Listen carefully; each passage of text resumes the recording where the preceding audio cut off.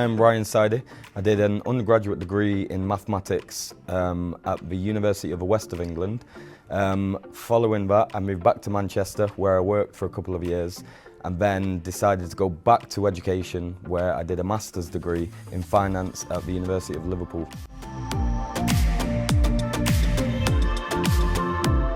My family background, I come from, let's call it a lower socio-economic background.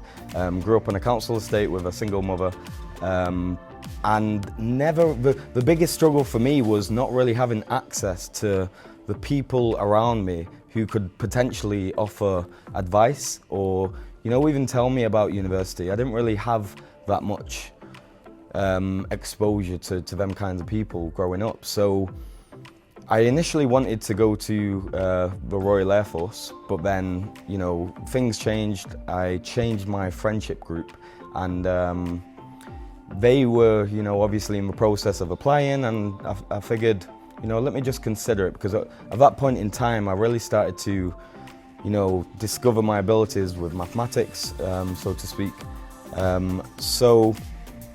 So yeah, I just thought, I'll give it a go. I think I initially applied just for the sake of applying, and then one thing happened after another, and eventually I found myself actually at university and just kind of went along with it. And my career ambitions changed at that point.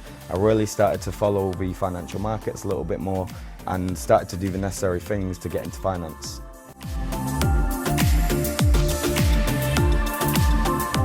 So this is where it got quite interesting, because I was working prior to university, but then throughout COVID, the job market was a little bit kind of sketchy, let's say.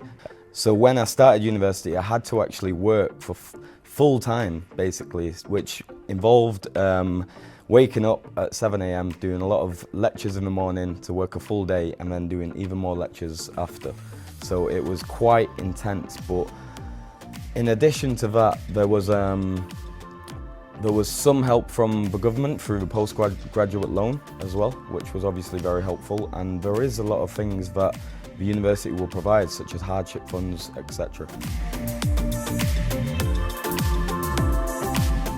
My first degree was a maths degree, which I see that as providing me with the fundamental tools for me to then go into finance and,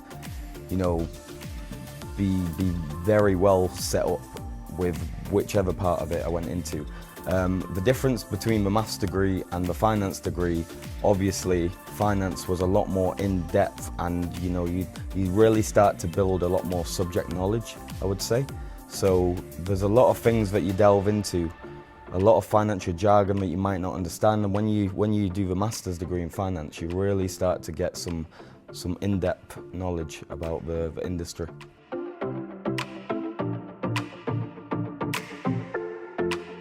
In addition to the qualifications I have with the maths degree, the finance degree, all this experience, and I do have another one, which is the Investment Management Certificate Unit 1, Investment Environment.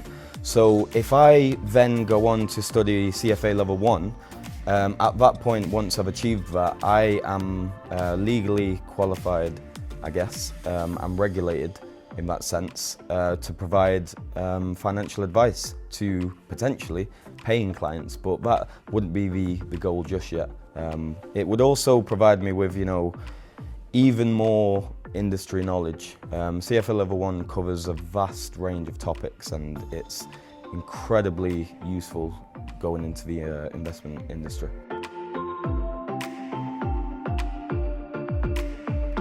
Short term, as we just mentioned, the CFA qualification, within the next year I would like to achieve that. On top of that, I will be moving to London soon, so the main short-term goals would be to expand my network, get comfortable in the new job that I've just been offered. The medium-term goals, I guess, would be to get more comfortable within my role and then potentially work towards a promotion where I can start to take on some more leadership responsibilities. I do have a passion for studying as well, so going back to university is something I've considered. I think the better route for me would be to do an MBA.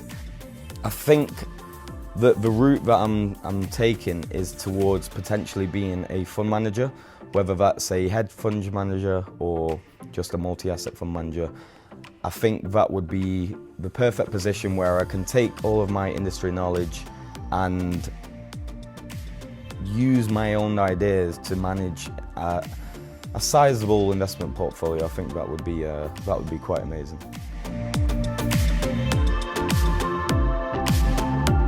The CFA Institute is a great organisation to follow. There's also the CISI network, which is great, and the Manchester Young Professionals network. I think they also have a London Young Professionals network as well, and that's just great to get involved with, you know, networking, I guess, but meeting new people in the same industry and just getting advice from other people as well. The next thing that I found to be quite useful is just staying up to date with current economic and political affairs.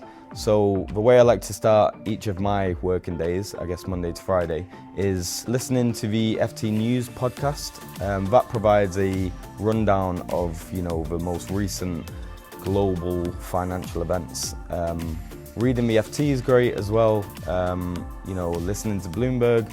There's some quite captivating hosts, Tom Keane and Lisa Vanovich, I think that's her name, but I just sit and listen to that most of the day, and it really does give you some really insightful knowledge. You also get some investment ideas as well, so if you happen to have a portfolio of your own, then, you know, that's also useful to get some ideas from those guys.